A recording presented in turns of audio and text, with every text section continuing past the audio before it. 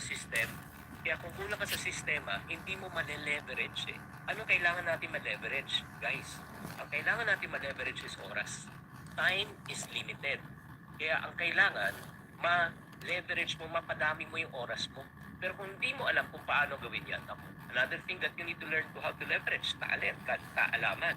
Paano ko kaya mamumultiply itong kaalaman ko to reach more people? And then another reason bakit di tumataas ang ating income, at alam ko na marami sa atin dito ay guilty. Ganon din ako nung nag-umpisa. The lack of risk-taking. Sino sa inyo aaminin na takot kayo mag-take that risk? Happy ka na sa comfort zone mo. Diba? Ayaw mong gumalaw kung hindi ka willing mag-take ng risk at harapin ang mga challenges, mananatili ka kung nasaan ka ngayon. And another reason kung bakit di tumataas ang ating income is the lack of mentorship. Walang guidance from mga taong may mga karanasan. Walang nagtuturo, walang nagmamalat sa akin. It only takes one person to believe in you, to bring out the best in you. Kailangan mo maghanap ng mentor. Again, ulitin ko, wala kang financial plans, wala kang time, sources of income, personal development, financial knowledge, system, risk-taking, and mentorship. Ano ang ending? Masakit ang ending. Ang ending nito, financial stress, financial disappointment, and hopelessness. So, ibig sabihin po niyan, itong session na ito na ginawa ko ay talagang pasok po sa inyo. Bago tayo pumunta na sa solution, benefits muna of scaling your income. Kung nag-double, nag-triple, nag-12x ang income mo. Everyone, please close your eyes while watching this. I want you to imagine this, na mayroon ka ng financial freedom. Isipin mo na hindi ka na nakaasa sa iisang pinagkakitaan. May ibang-iba ka ng pinagkukunan na kita at mas malaya ka nang nakakapili kung ano gusto mong gagawin ng buhay. Like for example, meron ka ng choice kung saan ka kakain. Meron ka ng choice kung saan ka titira.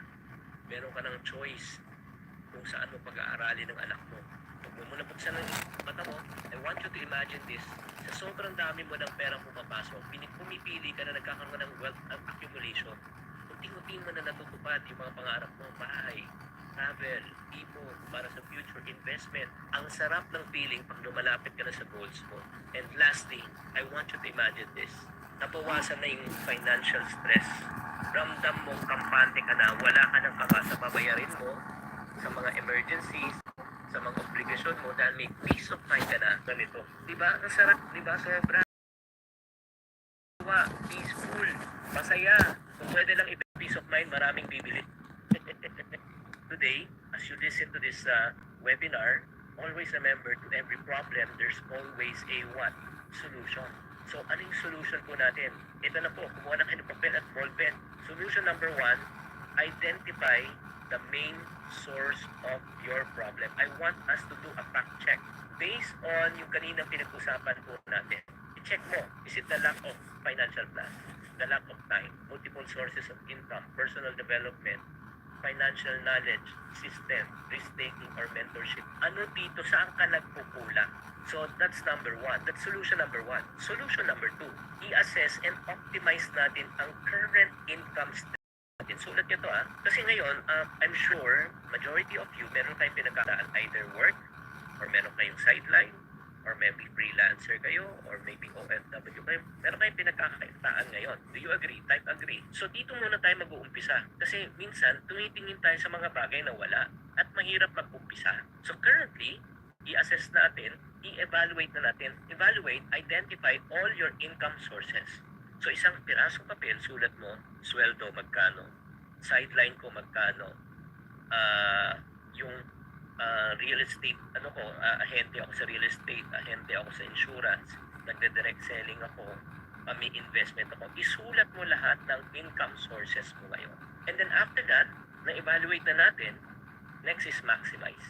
I want you to focus on improving the most profitable income stream first.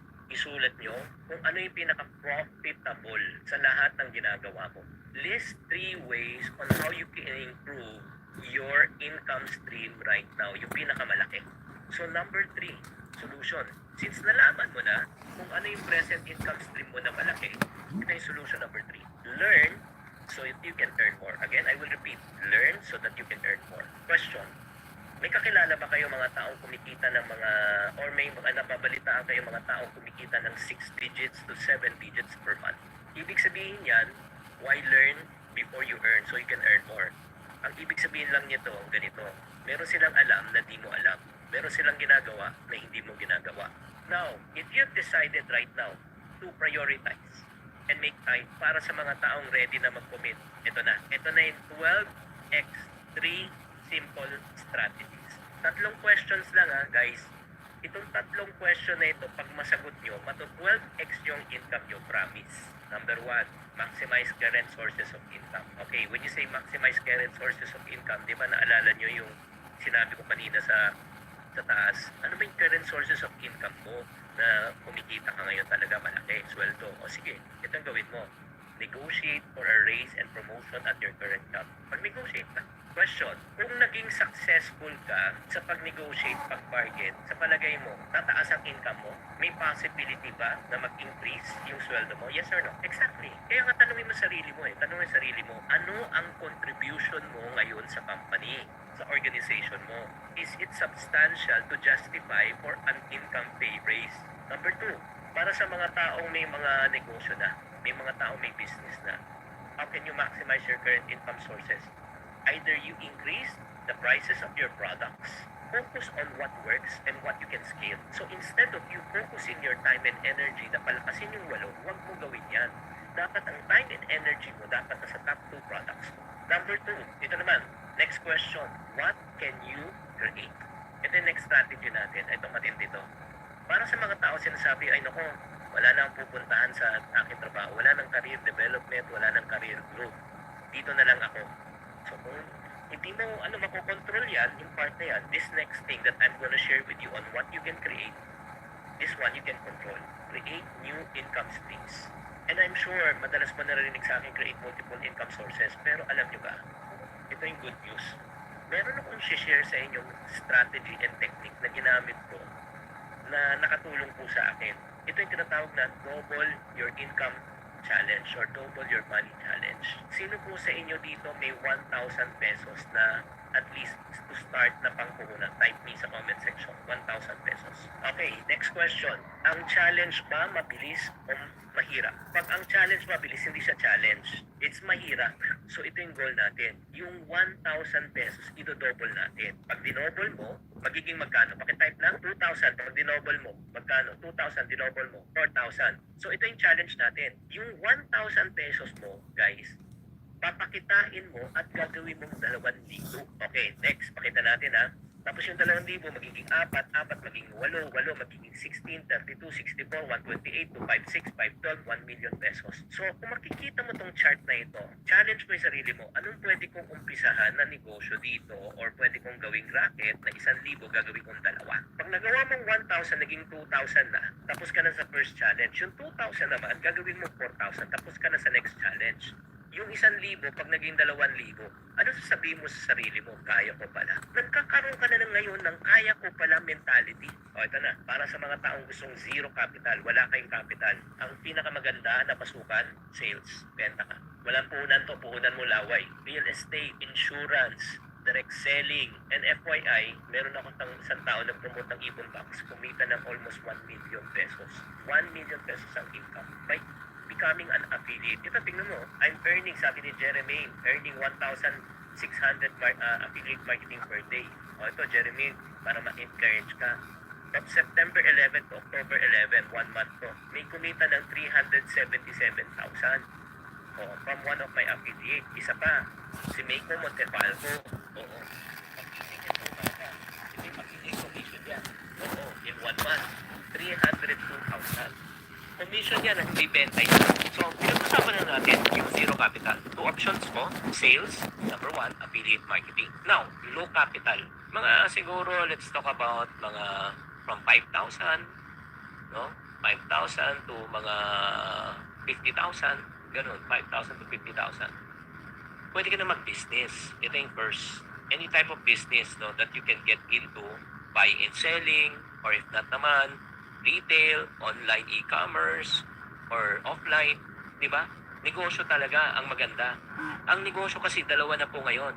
May physical at may online. You cannot anymore function based on one. Dahil dalawa na ang mundo po natin. Do you all agree? Yes or no? Pero para sa mga nag-uumpisa, ang suggestion ko talaga, mag-umpisa muna kayo sa online. Huwag muna kayo mag-offline. Huwag muna kayo mag-physical store. Bakit? Kasi mataas ang cost, mataas ang risk. Pagka may mga bumibili na sobrang laki na yung demand, profitable na yung business mo, that's the time that you consider to open an offline business. That's the second one. Or if not naman, ito low capital din, pero matindi to. Guys, matindi. Sino sa inyo you value isang income opportunity that allows you to earn money while you are working from home? Ano yung mga work from home setup? Ito po yung tinatawag na freelancing. You can start a side hustle. Freelancing, like for example, pwede kang maging admin, pwede kang maging setting ng appointment, pwede ikaw yung taga-close, pwede ikaw yung nasa social media, pwede ikaw yung video editor, pwede kang maging graphic artist, pwede kang maging writer. Ang dami na po talaga. And then isa pa, one more thing that you can really double, triple, and 12x your income if you learn a high income skill. Invest in digital learning, digital marketing, in digital selling, creating funnels, copywriting, software development, so that you can sell yourself premium services to high-paying clients. Another thing, no, what can you leverage? Ito na yung last naman to. Kung meron ka ng konting puhunan or konting alam, konting kagalingan, what can you leverage? Ang ibig sabihin ng leveraging, minumultiply mo. Another word for leveraging is multiplication. So, let's pick it up from there. Ano yung i-leverage mo naman, Chinky, para mag-12x ang income namin this year? Leverage technology and automation. Check. Ano yung mga repetitive tasks na pwedeng mong i-leverage, i-automate that can save time, focus on high-impact activities? Sample. Ito.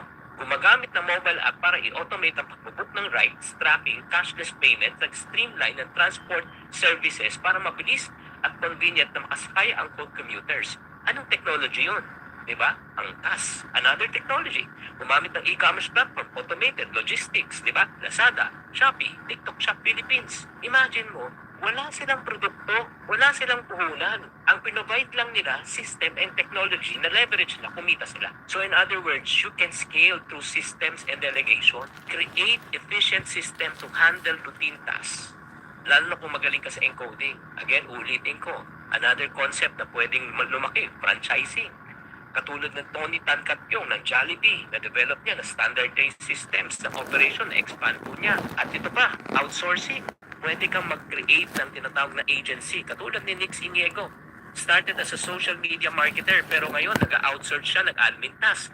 In other words, kumukuha siya ng kliyente, ginagamit lang niya yung brand niya, at kumukuha siya ng mga high-value projects at anong ginagawa niya? Nag-outsource lang siya, kumukuha lang siya ng mga taong gumagawa, kumikita siya through client acquisition.